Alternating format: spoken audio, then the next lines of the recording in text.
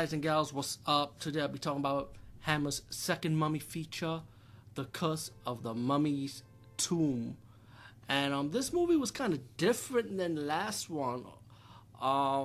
This was like kind of like a mix of mystery, suspense, thriller, a little bit of that King Kong feel. You know how the original King Kong is when they introduced the gorilla to the public?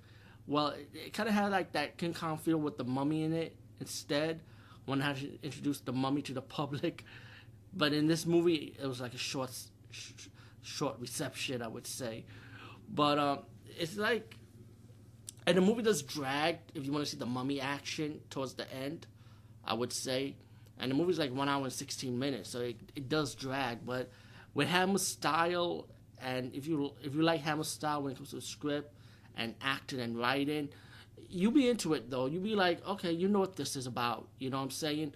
If you like into the old school stuff, you guys know what I'm talking about. If you're one of those new school people, then this movie isn't for you. I'm gonna be real with you. You know? But the movie have like these archaeologists. You have like a mix of a love affair, you know, like with this guy trying to mess with this guy's woman. You know, it's a lot of stuff going on, man. But this woman, right? It has the beginning about this woman's dad got murdered by these bandits.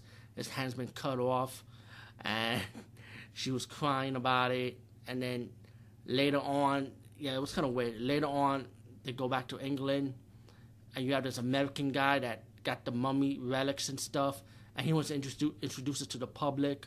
You got some Egyptians that are pissed off, like they don't like what's going on, like they want the stuff back to their country. You get your background story about the Egyptian Ra, about the king and how he was murdered, you know, and they talk about the amulet of life. While the mystery of this amulet trying to be like studied on once it was found.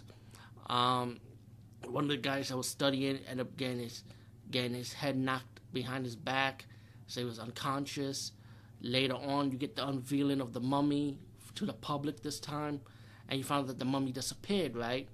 And this is when the movie starts progressing towards about the third act of the movie, the ending act of the movie. The mummy will go out killing people, and then there's like a mystery behind it. So it's like, I don't want to spoil the ending for you because there's like a big twist mystery with it. But I thought The Curse of the Mummy's Tomb was pretty good for what it is. I kind of like the first movie of the Hammer version much more than this one, but this one is more of the mystery, suspense, thriller aspects of it. You know, I say The Curse of the Mummy Tomb. I say check it out. But if you're old school, then you know what you're getting. If you're new school, you probably not like you young kids these days. You want everything so fast paced.